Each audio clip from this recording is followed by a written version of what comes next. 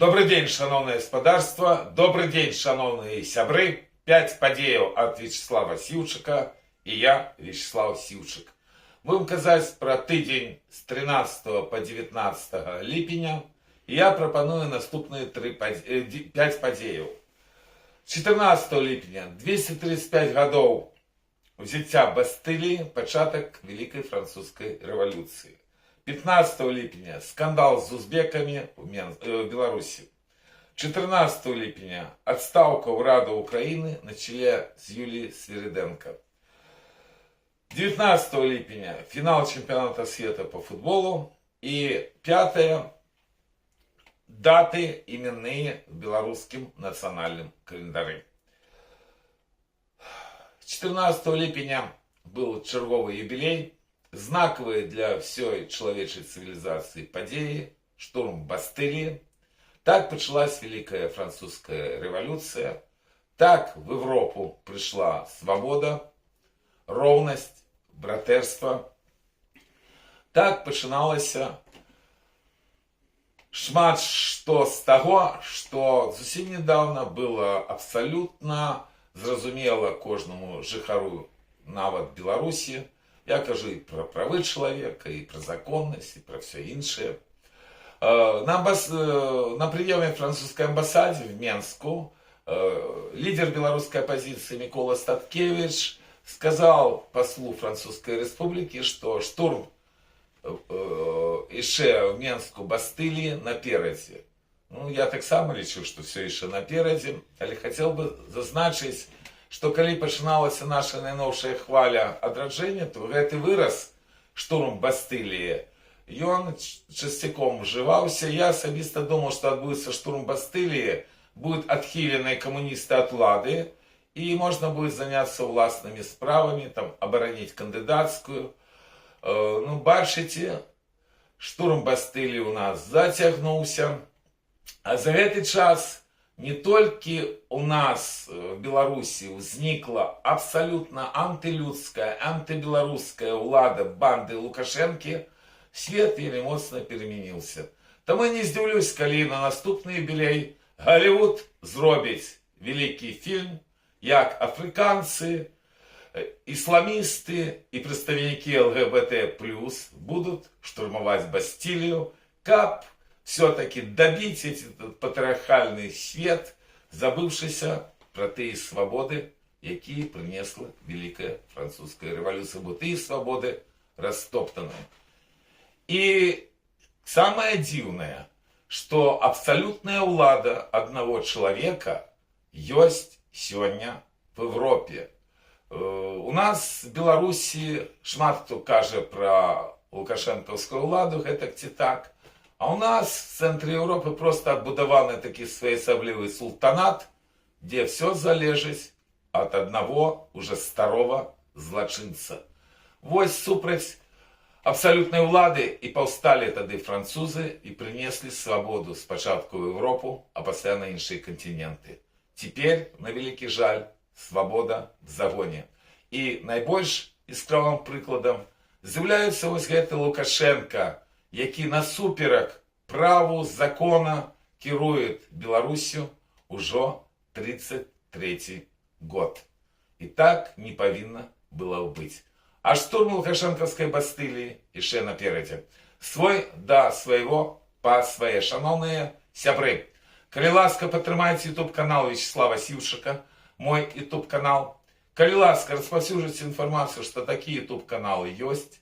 Калі ласка, комментуйте, калі ласка, задавайте пытания в комментариях. И мусіць самое главное, кто может, окажите, калі ласка, финансовую допомогу, что можно зрабіць по першей спасылцы под гэтым видео. Свой да своего па свае. 15 липеня скандал с узбеками в Беларуси. Нагадаю, что был визит президента Узбекистана до Лукашенки, где была обвешана зноў о планах, об тым, что узбеков запрашаюць, и что массово узбеки приедут, бо лукашенковская банда своей последовной антибелорусской политики привела до того, что люди массово вымушены сбегать с Беларуси. До речі, вельмі цікавий момент. что пропаганда их называет, тех, кто смог уехать, беглыми. Это таки выраз, пригадайте, когда было пригонное право, то беглыми были пригонные селяне. Тому пропагандисты просто подкресливают, якая влада сегодня в Беларуси. Але вертаемся до Узбекистана. Было обвешено об том, что узбеки заменят белорусов на сельских работах, потому что Лукашенко, может, цалком знищил белорусскую вёску. И вот первая группа, каля 200 человек, прилетела в Витебск. Это было совсем недавно, 13-го, а про 2 дни уже в сети были ихние протесты, потому что узбеки, нават узбеки не звыкліся до того, до чего довела Беларусь сегодняшняя лукашенковская банда. Претензии были не просто, что те гроши, что платят, их не хопить ни на что, или верните нас в Узбекистан. Все это хутенько, всеми машинными сродками банда поспробовала зликвидовать. По старой заведенцы, праз 2 дні уже один з узбеков, який відео робив, записал відео, яке опровергає попереднє, з ним попрацювали, лише в зв'язку з тим, що він не білорус. Бачно, що його навіть не били, бо звичайно, що перед такими покаянными відео білорусів моцно збиваюсь. Сказал узбек уже, что все добре, что и грошей больше дадут, и умовы уже зовсім лепші, и все полепшилось. Ну, наколькі полепшилось, неведомо, а лишь скажу самое головное из этого скандала, что до такой ступени в жахливых умовах живе белорусский народ, что нават люди, які приезжают с іншої країни, не згодны жить в таких умовах и при таких заробках. Это первое. Другое, нагадаю, что тут банда Лукашенко ідзе побач, крок-крок и с европейцами, послідовно йде замішання білорусів іншими національностями. Обіцяли привезти 150 тисяч пакистанців, не отрималося. Ось, тепер будуть брати своє узбеками. Абсолютная демагогия, что они будут приезжать с семьями. Абсолютная демагогия, так, что их будут контролировать. Процессы, як кажуть, пошли. Белорусская нация сапраўды на межи выживания. И виновата в этом менавіта лукашенковская банда. И не треба звертать увагу, что ранее пропагандисты казали там про Европу, про наплыв мигрантов. Ну, не забывайте еще, что Лукашенко выконывает разом с Путиным уже кольки годов просто гибридную войну, закидываючи массово мигрантов на территории Европы. Одночасно яны кажут, что Европа уже, а что и не Европа, показываючи кадры с городов Европы, где вельми шмат неевропейцев, что абсолютная правда. Ну и вот теперь такую же политику практично проводит и лукашенковская банда. Беларусь знішається в тим ліку, в першу чергу, тому что белорусам все меньше и меньше места на своей земле. Я уже не кажу про свободу. Свободы при Лукашенке в Беларуси ніколи нават и не было. Узбеков нават певній ступені шкода, бо мусить, коли вони їхали в Беларусь, і насправді думали, що вони зароблять великі гроші. Натурально, на фермах в 21 столітті і на іншій сільськогосподарчій праці великих грошей ніхто не заробить. Ані білоруси, ані узбеки, ані пакистанці. Особливо лічуючи, що виключення могло б бути тільки коли люди працюють на себе и на своей земле. А до этого при лукашенковской банде практично як до месяца. Свой до своего по своє. Шановні білоруси Варшави, кому треба кветки, коли ласка, крама по продажу кветок. Вулиця Кабельского, 6, район Ронда-Витрачный, самые пригожие букеты во всей Варшаве. Приходьте, замовляйте, будьмо разом. Свой до своего по своє. 14 липня отставку в Раду Украины на чоле з Юлією Свириденкой. Меньше года, 1 день не допрацювала на посаді прем'єр-міністра Юлія Свириденко. Некоторые події, які відбуваються в Україні, навпрост нагадують родную Білорусь. І калі я даведаўся напярэдадні, што будзе адстаўка ўрада, а ушла не толькі прэм'ер-міністр, все міністры сышлі, я адразу прыгадаў класічную фразу лукашэнкаўскага бандытызма пра ператрахіванне кадраў. Ужо прызначаны былі 16-го новы прэм'ер-міністр, это Сергей Карецкі, дастаткова малады, зрабіўся ён менеджерам дзяржаўных структур не так даўна. Чарговы чалавек, які не мае ніякага дачынення да Еврамайдана, але ж які меў паспяховую такую біяграфію, бізнесовую. Калі ён кіраваў нафтагазам, іншымі структурамі, уже дзяржаўнымі падчас вайны, былі спробы журналістаў распавесці пра карупцыйныя схемы на яго чале, але ж думаю, што на той пасадзе, куды яго прызначыў Зеленскі, магчымасці у него будуць значна больш, бо гэта Украіна.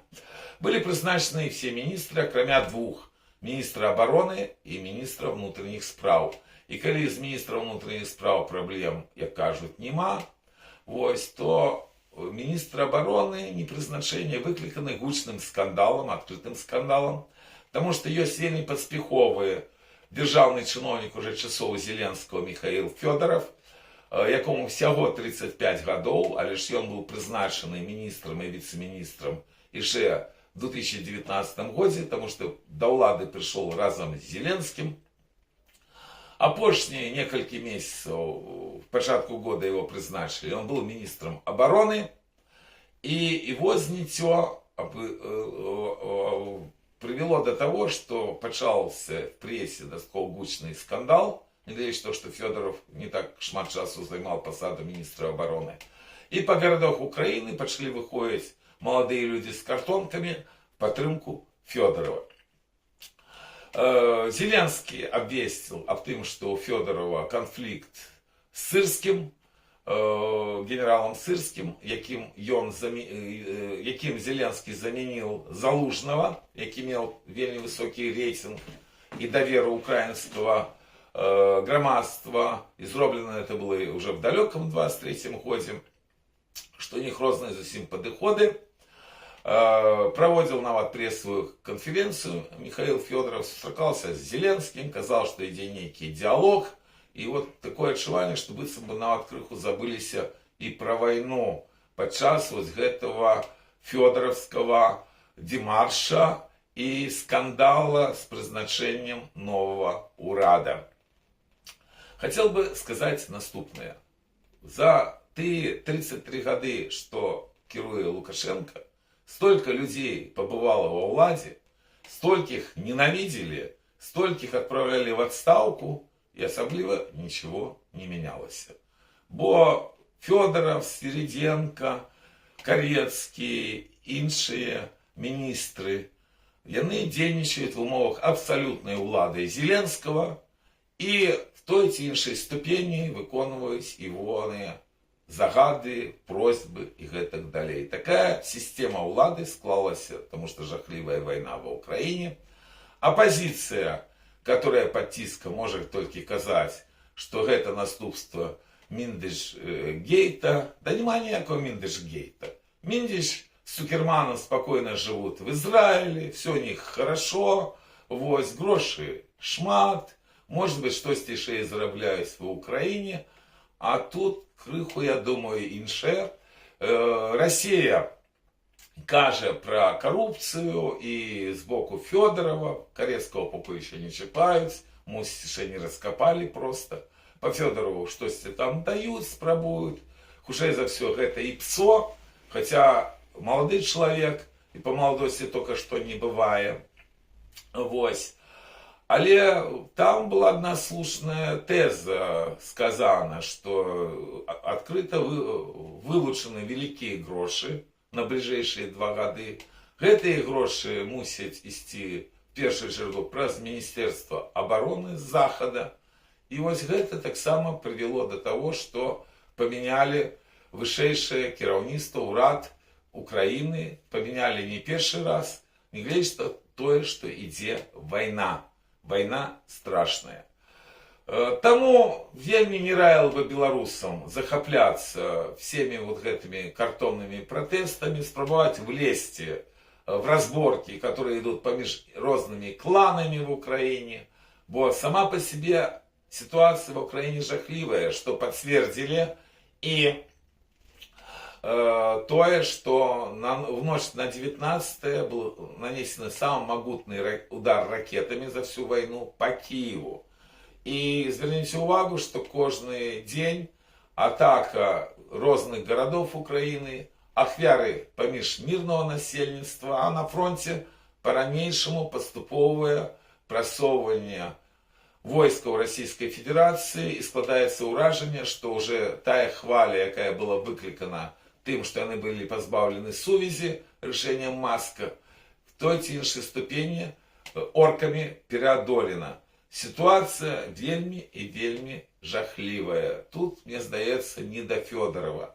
Хотя молодость это вельмі добра, лічбы гэта будучыня, вось, гэта новые технологии, гэта все зразумела, але ж война, якая ведецца, яна тотальная, и не только дронами яна обозначается. Хотя зараз якраз вот такі дроновый период войны, посередине якого якраз міністром обороны і став Михаил Федоров, який нейким чином не задовольняє все-таки Зеленского. Тому его покуль отправили в отставку. Что будет после его пресс-конференции, поглядим, я не здивлюсь, коли будет некий на его компромат, и может быть нейк будет по-другому. Но Менского просто вы посадили, тут в Киеве это покуль зробить немагчыма. А лишь сама ситуация, якая часом подобная на тое, что мы звыкліся бачыць падчас кіравання Лукашенко в Беларуси, таксама мусіць адзначацца беларусамі. Свой да свайго па свае. Шановные беларусы Варшавы, в наступную неделю о 14 гадзіне запрашаю вас до помника Коперника, где отбудется традиционная акция белорусов. Свой да своего по своем. 19 липня финал чемпионата света по футболу. Так, на войнах гинут люди и в Украине, и Иран знову ракетами обменивается ударами с Соединенными Штатами Америки. Амаль штодзень это отбывается. Знову возникла проблема с нафтой. Правда, кошты ее выросли не так значно.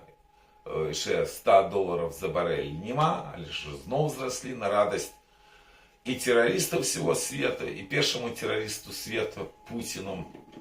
Але для большинства света головное было не война, той чемпионат света, який відбувався в 3 країнах. Вот финал отбылся в Соединенных Штатах Америки, на яким присутнічав президент Дональд Трамп, який вельми активно спробував удельничать в шоу, в якое перетворився фінал чемпіонату світу. Чемпіонат був досить цікавий, було вельми шмат команд, було аж 3 країни, де відбувалися матчі. Канада, США і Мексика, такого ніколи не було. Забито було найбільше голов в історії чемпіонатів світу, шмат що там було. Вось. Але фінал практично вся гульня йшла в одну браму. Одиное, что долго и нудотно Испания не могла забить. Что и она врешті-решт и зробила, и выиграла чемпионат света в другий раз. Я рада за гешпанцев, думаю, что вельми долго Гешпании будут святкувати перемогу. Складано со светом, бо занадто шмат зараз несправедливости, за шмат смертей это только початок. А люди все-таки з большего зацікавлені в тим, каб глядеть шоу, якое перетворився вот в цей чемпіонат света об'єктивно. Тому тут нічого не зробиш. Мої віншування всім, хто перемог, мої віншування тим, хто за їх завзято переживал. Спадзяюся, што калісьці Беларусь вызваліцца ад лукашэнкаўскай банды і будзе прадстаўлена на чэмпіянаце свету пад бел-чырвона-белым сцягам. Па всякім разе, гэта было бы справядліва, нават калі бы мундзіаль был бы яшчэ больш нудны і палітызаваны, чым сённяшні. Свой да свайго па свае. Шановныя сябры, хто можа, акажыце, калі ласка, фінансавую дапамогу YouTube-каналу Вячеслава Сіўчыка. Як гэтую фінансавую дапамогу можна зрабіць па спасылцы пад гэтым відео. Свой да свайго па свае. 14 ліпеня 121 год з дня нараджэння Петра Сакола. Сапраўднае імя, прозвішча Пётр Масальскі. Сакол – гэта паэтычны псевданім гэтага выбітнага беларускага паэта, педагога, аднаго з самых вядомых прадстаўнікоў беларускай меншасці в Латвіі, які прайшоў ГУЛАГ, сталінскі лагеря, там доўга. Ён знаходзіўся, пасля вайны его ўзялі і выйшаў на свабоду толькі в 1962 годзе, паспеў вярнуцца ў Латвію, памер в Рызе. В гэты ж дзень, 14 ліпеня, 115 гадоў з дня нараджэння Паўла Пруднікава.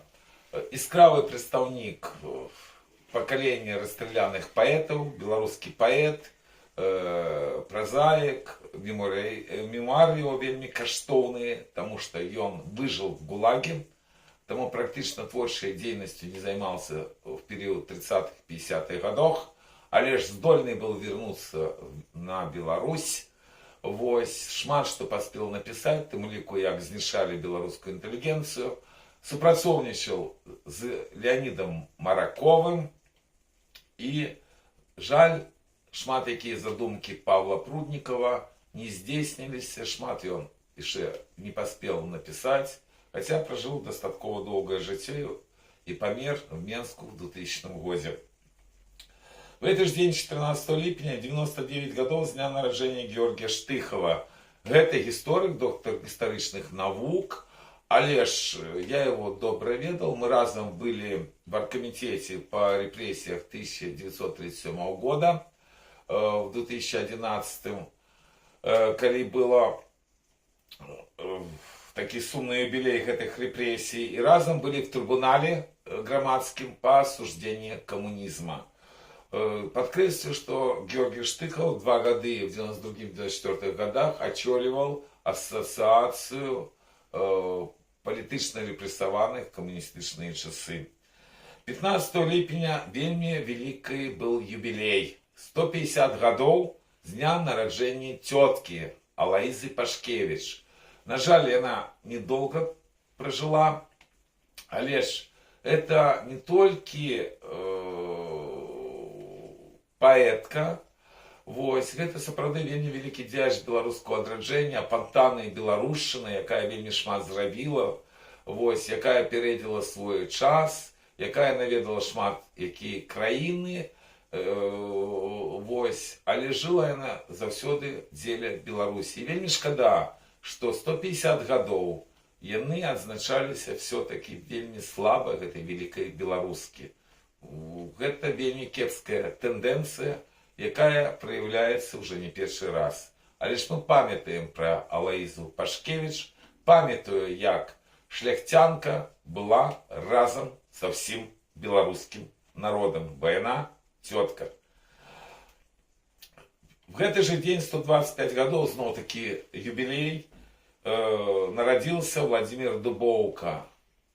Вельмі файны беларускі паэт, вельмі раю Дубоўку чытаць, таксама трапіў пад рэпрэсіі, вось, але ж выжыў і памер уже в Москве в 1976 годзе. Некаторыя вершы Владзіміра Дубоўка будуць вывучацца в школе при любым режиме, покуль будзе Беларусь.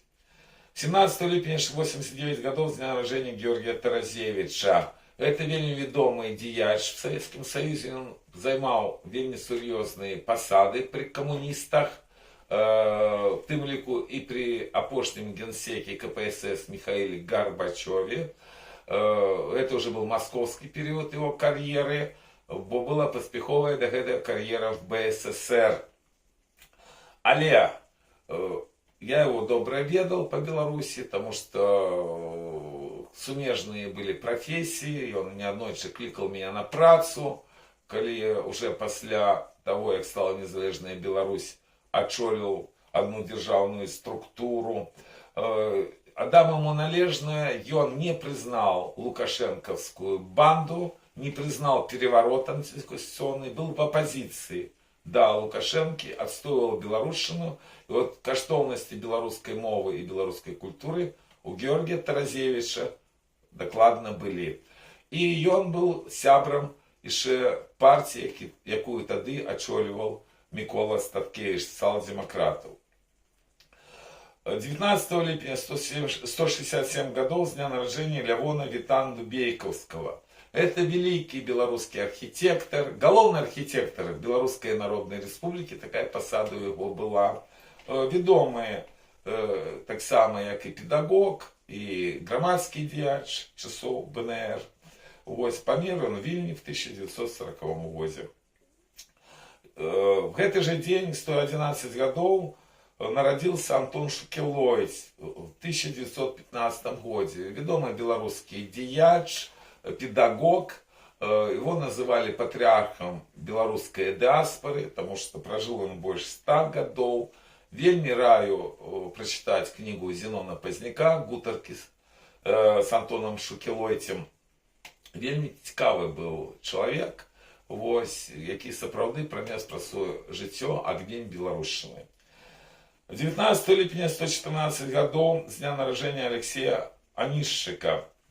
Виленчук трапил под коммунистичные репрессии, здольный был вернуться все-таки на батьковщину. Жил в Вильне, там очоливал ассоциацию политично репрессованных, прожил достаточно долгое життя, 95 годов, я его ведал, пристойный вельми белорусский интеллигент, який все свое життя отдал деле Беларуси. 19 липня, день памяти Сергея Дорожного. Такий вот псевдоним поэтичный взял белорус Сергей Сирода, який был знищений практично коммунистичными репрессиями и загинул в лагере в 1943 году. 16 липня, день памяти Вячки Станкевич. Это неведомый діяч замежей, диаспоры. И он долго очоливал, коли не помиляюсь, 8 годов белорусскую службу Радио Свободы. И он народился в Вильне, а помер уже в Америце, так само проживший долгое життя и покинувший про себя добрые вспомины. 14 липня, день памяти Тодора Верниковского. Так само діяч Белорусской Народной Республики, громадський досковий відомий діяч, релігійний діяч, який прожив так само досить довге життя, він не трапив під комуністичні репресії, не стало його в 1938 году. 14 липня, день памяти Владимира Кормилкина. Это практично летописец нашего уже часу. Я кажу про акции Белорусского народного фронта 1988 и 90-х годов, и початка нулевых. Повсюль был Сподар Владимир, и он был сябром БНР, входил в нашу Раду Советского района, ведал его вельми добре. Якраз спекотное лето 2002 года его не стало, и на великий жаль, у Макшима мы сгубили вельми каштовний матеріал, ті негативи, які робив Кормилкин, будучи фотографом, який практично, як я казав, був літописцем тих подій, які відбувалися на вулиці. 13 липня, день памяти Левона Гмырика. На жаль, белорусам это ім'я практично нічого не кажуть, це знову-таки псевдоним. Это відомый белорусский публицист, прозаик, але звали его вельми пригоже Мечислав Бобрович, файное ім'я и прозвище белорусское. Але чему не ведаете, потому что загинул он, когда ему было всего 24 года, в 1915 году, подчас Першей империалистичной войны, коли не помиляюсь, в боях за Кауна, так называли тогда литовский город Каунас. Был героем, ему дали посмертный Георгиевский крыж, Але ж столькі беларусаў загінула падчас першай імперыялістычнай вайны. І, может быть, іх якраз не хапіла дзеля того, каб усталявалась улада Беларускай Народнай Рэспублікі назаўсёды в Беларусі. Памятаеце, калі ласка, пра гэта. Ён быў героем, але ж героем на чужой вайне, дзе быў забіты. І в гэты же дзень, але уже в нашым стагоддзі, в 2020 годзе, 13 ліпеня, дзень памяці Міколы Ільіна, беларускага героя, аднаго з герояў плошчы Кастуся Каліновскага 2006 года, пасля якой ён вымушаны быў з'ехаць з Беларусі, атрымал адукацыю і грамадзянства в Эстонии, аж в 18 годзе заключил контракт с ЗСУ и был медбратом, морпехом. Его вельмі подла 13 липня 2020 года забили на Донбассе, потому что он шел под знаками забирать тело. Вось, по домовленности с орками они открыли огонь, были поранены удзельники этой группы. Микола застался оказывать допомогу, его забили. Ведала его асабіста добра, разом з ім мы пачыналі рух солідарнасці разом. Одна з першых палітычных акцый это Киев 2006 года, калі мы организовывали кампанию протеста, каб лидеры заходнего света не ехали до Путина в Санкт-Петербург на саммит тады G8, покуль Кремль не даст гарантии незалежности постсоветским краинам. Рух солідарнасці разом год за годом проводил вечеры памяти Миколы Ильина. И вельмі добра, что сёлета на базе костела, на парафии, белорусской парафии костела Святого Александра в Варшаве таксама адбылася імпрэза памяти Миколы Ильина, и он был католиком.